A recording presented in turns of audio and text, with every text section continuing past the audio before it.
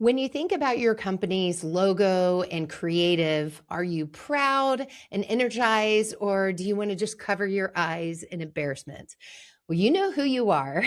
And today's episode is for the latter people who need to do a creative refresh. So today we're going to be talking about why a dated look hurts your business and how you can overcome that, how you can help educate your executive team on the importance of creative.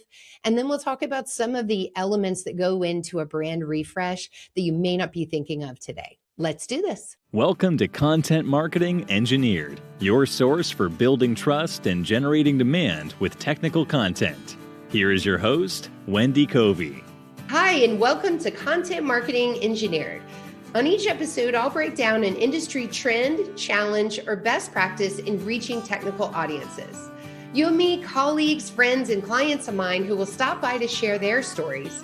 And I hope that you leave each episode feeling inspired and ready to take action. Before we jump in, I'd like to give a brief shout out to my agency, True Marketing. True is a full-service agency located in beautiful Austin, Texas, serving highly technical companies. For more information, visit truemarketing.com. And now, on with our podcast. Hey everyone, and welcome to another episode of Content Marketing Engineered. I'm joined today by Paul Kiesche. He is the President and Creative Director of Aviate Creative. Welcome to the show, Paul. Thank you. I'm so happy to be here. Thanks, Wendy. Yeah, and the last time I saw you in person was here in Austin for the Industrial Marketing Summit. What was your favorite part about that event? Oh man, that's Besides a great seeing event. me, of course. I mean, obviously. It was seeing everybody really. I go a lot for the connections and for the people. I definitely learn a lot there, but for me, like just building those relationships and getting to see so many people that I've met online for so many years, to see them in person, that's just so much fun for me. So Great. I had a great time. You guys did a great event. Thank you. Thank you. Yeah. Do you ever get the, wow, I didn't know you were so tall, because I can't tell from Zoom. Yeah, absolutely. Yeah. It freaks people out quite a bit. I like to think that I'm still in the normal range of tall and not freakishly tall, but I definitely get a lot of those comments. Yeah, that's fun. Well, to give our listeners and watchers some context today, I was hoping we could start by just briefly, I'd love to hear about your career journey and what led Sure. you to start your agency. Yeah. So I started pretty young. I was probably designing when I was in high school, and worked as a designer and creative director or art director all the way through college, and then became a creative director pretty quickly after college. So I was pretty young when I was getting pretty far along. And then at the ripe old age of 27, I think it was, I started my own agency. So I've had my own agency for over 20 years now. And that's been going great. We used to be called Paul Kiesche Design, and then we rebranded back in 2018 or so. And we've been Aviate for a while now. And why Aviate?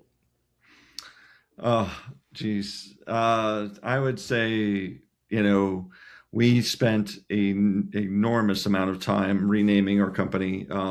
We had so many names that we liked, and they were just either unavailable or problematic in some way or another. Aviate, we really liked because it's like to fly or to pilot. And it kind of went well with our background in industrial and in technology and stuff like that. So it just kind of all synced together, and it's just nice and clean. And, I don't know, it just sounded very modern to us. Yeah, I like it. Well, today I wanted to just get in your head about creative in industrial marketing. And, there's this, I don't know if it's a belief, it's a rumor. I don't know if it's actually reality, but we'll call it a belief in industrial marketing that buyers don't care about creative. So why do you think people think that? Do you think there's truth to that? What are your thoughts? So I hear that definitely a lot. Now, on my side of things, I get the customers that do care, and they know that it matters. but I do hear that quite a lot. And usually those people don't end up becoming my customers because they just don't see the value in it. But I think that's ultimately what it comes down to is the value of what they're getting. And then the other thing is I think it's perception that some of those industrial companies think their buyers don't care, but they actually do care. Mm-hmm. Like, I'll probably talk about this more today, but like, if you're talking to a company and they look like they're amateurish and they look like they were run by high school students or whatever, is your trust going to be there? Are you going to be, giving them a lot of credibility? And the answer is no. You're not going to trust your big financial decision on using them when you can't trust the look of them. So I think there's a lot more hidden in creative branding, marketing than I think these engineers might realize. Yeah, good point. It made me think of the engineer founders that created their first logos. And I know you've seen so many of these, as have I, where maybe they're taking engineering concept and applying it to their logo, and it's really busy and it's just sloppy, or the famous, well, I just use word art and did some circles, and I bet you've seen a lot. Yeah, absolutely. We have some amazing before and afters because some of the befores are just crazy, horrendous. But it's still better than the companies that don't have anything. But one thing that I do see sometimes is like original founders might have designed a really good brand back in the 60s or 70s, and then no one touched it for so many years. So somebody along the line valued design, and then they just kind of lost their track of that. And then basically, eventually, somebody comes around again and says, hey, we need to, revamp this again, and so forth. But it's amazing how many companies had good design at some point and then just kind of let it go way, way, way too long. Yeah. And you say, wow, that outfit from the 60s isn't exactly in vogue here in 2026. Right. Exactly. Yeah. Try wearing the same clothes for all those years, see what happens. Yeah. That's a great point.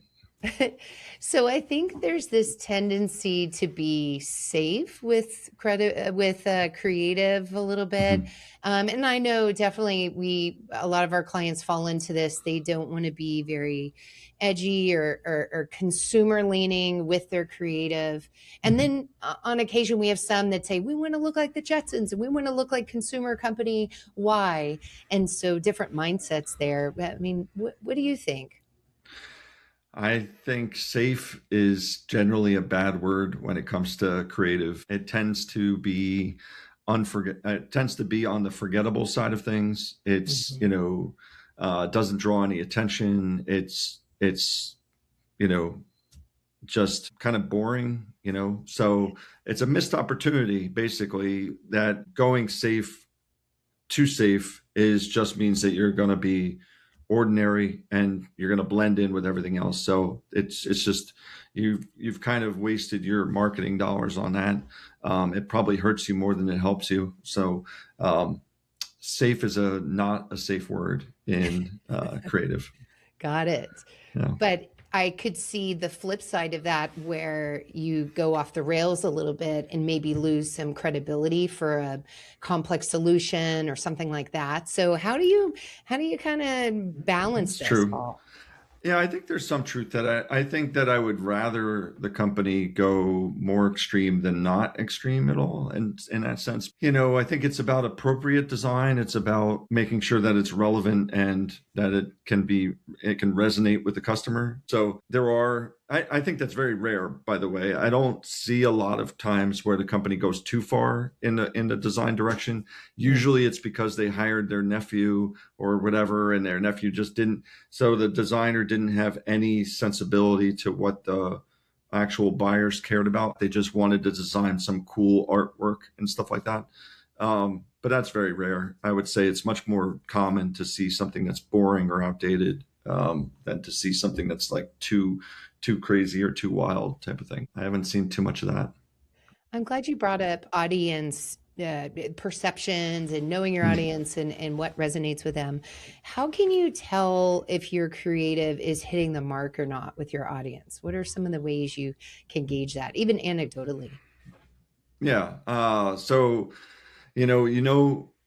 when it's right, when people start talking about it, right? So if you're at a trade show or something like that, and people are like, wow, that looks amazing, you're on to something really strong. It's going to build trust. So it's going to look professional. It's going to, not look generic. But it's also backed by evidence. Like you might start having case studies and stuff like that show the proof behind the creative. And then testimonials, you're going to start seeing those kind of come in more based on it. But in general, you want to build that creative, the credible look, by really having a professional look, but then kind of taking it a little bit further than the competition, setting the stage on a stronger note. Hey, how do you know when it's time to revamp things creatively for the company? It's a good question. Unfortunately, if you don't notice it, it's a slow death in the sense that companies, they'll just start seeing less and less leads. They'll have a harder time recruiting employees. They'll have a harder time keeping retention of employees. And it doesn't happen overnight. It happens like over a long period of time. So I would say, if your company's had the same branding for 4 years, 5 years, all of a sudden you're going to start to see it. And then I would say if it's over 10 years, then you're going to really start to feel the datedness of it. If it's way over 10 years, then you're probably late to the game and it's just hurting you at that point. A lot of companies don't even realize it until they refresh. And then they're like, wow, we have so much more movement. Our employees are so refreshed and so excited again. And they don't even realize like how much they were losing because of that dated brand, I'm glad you brought up the internal aspect because it is invigorating to have that updated look, and especially younger employees where you've had this dated look and they're like, what kind of company did I agree to work for or whatever, but it can be something that's a rallying thing internally for sure. Yeah. One thing I would say that's a missed opportunity is that companies are not looking at branding and marketing as a method of recruitment, as a method of employee retention. And without a doubt, a strong brand and a modern, clean, current brand is going to excite and invigorate the employees and prospect employees tremendously. So that's a huge missed opportunity. But there's also other layers within that you can, impact the careers page of your website. You can impact even the jobs, the job posts and different things like that could really kind of elevate the company and get people excited that way. And to me, I'm like, it's one thing about sales and getting new leads, but so many manufacturers, so many industrial companies complain about not being able to hire people and not being able to retain their staff. And this is just a simple way, I think, to help that in a pretty non-invasive way to really kind of get people re-engaged and excited again, Yeah, for sure. Okay, so when I think about visual design refresh and I think about, somebody calling you up and saying, okay, it's time. I heard you 10 years old, the first thing that pops to mind obviously is like logos and colors and fonts and all those really obvious things. But tell me a little bit about the long tail of a visual refresh. What are some elements that people don't think about that need to be touched? Well, that's a good question. So, you have your initial stuff, but, you're talking about the entire buyer's journey needs to be approached. So the buyer's journey, if they're not familiar with it, and you probably have talked about it on this before, is, you have people that don't know anything about you. You have people that have just barely heard you. You have people that have done jobs with you before. Then you have, past clients and stuff like that. All of those people on that buyer's journey need to be approached. So you have different kinds of content and different kinds of marketing that approaches that whole thing. So people might not be thinking about their catalog. They might not be thinking about their truck wraps. They might not be thinking about like their email drip campaigns, stuff like that. I'm always hesitant to bring all that up in the beginning because it can overwhelm somebody, all of a sudden they're like, wow, there's just too much to do. And then they freeze. But it's always better to kind of start it and to let it happen over time than to just ignore it and not let it happen. Yeah. Yeah, I think in addition, depending on, like you mentioned, truck wraps, and I think that's a great example of deployment within whatever products or services you have. So I know one redesign that we worked with was a system integration company, and they create these custom racks for people that have instrumentation for test in them. And one of the elements was, how do we put their product within this rack, where we knew where it went previously and we could just slap a different logo on it, but is that the right decision? And then what about the software screen when you turn on this system? Sure. Should we splash it there? And so it was interesting to just think about this product incorporation that sometimes we don't touch and sometimes we do. Yeah. We were dealing with that today, actually. So we just finished a new logo. The client's super happy about it. And then they never really brought up the fact that it was going on this one specific product on this bucket. So they showed us the bucket today. And now we have to think about how that logo is going to change per product, per container, per curve of the, curvature of the piece, all that stuff. So where that logo lives and how it integrates with the whole product, category and stuff like that. The visible shelf space is important. So those are really good, important things to think about. And honestly, the more we know before we even get involved, like in the logo or anything like that, the better off we're all going to be with that. But that's a great point. Yeah. Yeah. Okay. So on the other side, promo items, of course, that's important. So tell me about some of the fun promo items that you guys have worked with. Yeah, I mean, we don't do promo items ourselves, but we do source that and so forth. So some of the fun ones that I might have seen were we did matchbooks, but instead of matches, they were seed sticks. So you rip them off and you can plant them and they grow wildflowers. Cool. Yeah, so that was a fun one, but some of the ones that we've seen over the years I think are fun are like, I like bringing home little toys for my kids. I've seen like little like robots that you can crank up and they kind of move around and stuff like that. And I just actually at IMS when I was there was 2 companies giving out socks, and I've already gotten compliments on my socks. So I think some of those types of things are a little unique and a little fun, but you have to be a little careful about wasting money on it too much, because there's certain companies like a bank or Coca-Cola might want that like big, broad exposure of just being visible all the time, right? Like Planet Fitness gives away a ridiculous amount of pens, or TD Bank gives away a ton of pens. But your small manufacturer, it might not be worth the expense to be putting your logo on every type of little gadget and stuff like that.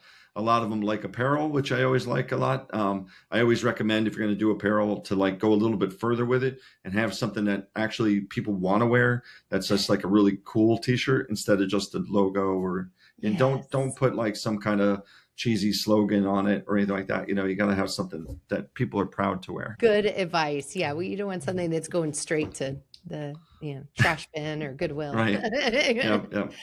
Right. Yeah. Right to the sleepwear or the gym wear. Right? So if marketers are listening and they're excited about doing this, but they have skeptical leadership, what are some of the ways in which you've gotten executives on board for redesign? I think talking in their language is important and working backwards from their goals. So leadership a lot of times doesn't have, well, first off, there's some leadership that are obsessed with branding and obsessed with like the look and stuff like that. And those are not the ones that you have to worry about, right? But say it's usually like a CFO type of person that you really have to try and convince, because they're holding the purse strings and they're just being careful with it. and really you have to talk in their language. So working backwards from their goals. So saying, talking to them and what are your goals? Our goals are to increase leads by 20%. Our goals are to, have better client retention. Our goals are to hire more employees. Our goals are to have better employee retention, whatever. And then constructing the branding or the marketing towards those goals and saying, okay, well, if that's your goal, then this is going to improve the chances of that type of thing. So there's a balance there between the two, and I think if you're, working backwards from those goals, then it's a lot easier to justify. I mean, in marketing, what do they say? Like, 7% of revenue should be allocated towards marketing or something like that. I don't know. It's always changing, but if you're talking about branding, it's kind of in its own category, and it's something that you only change, once every 10 years or even longer than that. So it's it's hard to justify, but once you do, you look back and you say, I can't believe we took this long to make this change. Yeah, absolutely. I'll tell you, another tactic I think works well is to look at the competitive landscape and to see what their creative looks like, and use that as, a proxy too of I'm kind of uncomfortable. We look like this old-fashioned stodgy brand, but yet we're trying to hire these young engineers. We're trying to attract new clients, and then look at these competitors. And that seems to be another tactic. That's great. That's great. I'm very proud of the fact that we always try to shoot beyond the competitor too. So instead of just coming up to the competitor's limit, we try to shoot past them and have the competitors now chasing them down. It's a little harder to, it sounds like a false, little bit of BS or something like that, but we've had enough case studies to show that that's possible. And basically what I love is like people will look at our portfolio and say, well, we can't afford you guys. We're not like those companies. We're much smaller than those companies. I'm like, you mean that company that's only like 5 people and that company that's only 10 people, whatever, they just look better now, right? They just look more successful and more professional. And that's due a lot in terms of the work that we do. So the perception of those companies is significantly improved from where they were, Excellent. Yeah. Well, Paul, any other tidbits of advice that I didn't cover today that you'd like to share? I would just say that the thing that I think is the missed opportunity there that I just wanted to touch back on is, yes, it could be very powerful for sales and for improving and growing the company that way, but the recruitment part of it and the employee retention part of it is a total missed opportunity that manufacturers just haven't seemed to grasp. We work a lot in technology as well, and technology gets that. Like they understand that that branding impacts their employee recruitment and stuff like that. And for some reason, it hasn't caught on in manufacturing. So that's something I just wanted to emphasize one more time. Good, great. Well, where can people go to connect with you and learn more about Aviate Creative? Sure. So our website, aviatecreative.com, is going to bring you to everything. And then we're on most social media platforms. And if you look up Aviate Creative, it's going to come up pretty much because it's a pretty unique name. So you can find us on most platforms. And if you go to Paul's LinkedIn feed, you can see some of the paintings that you're doing, which I've had so much fun watching you in action paint, because I just don't have that gene in my body, and I really admire that. Thank you. That's very nice. So keep those posts coming. Only recently got back into it. I originally went to school for illustration and design, and I did a lot of painting for a while, but then stopped for years. So it's only been recently coming back. So it's nice to see people appreciating it again. And, I appreciate your comments. Yeah. Well, thanks so much for coming on the show today. Appreciate you being here. Thank you. Thanks for joining me today on Content Marketing Engineered. For show notes, including links to resources, visit truemarketing.com/podcast. While there, you can subscribe to our blog and our newsletter and order a copy of my book, Content Marketing Engineered. Also, I would love your reviews on this podcast. So please, when you get a chance, subscribe and leave me your review on your favorite podcast subscription platform. Thanks and have a great day.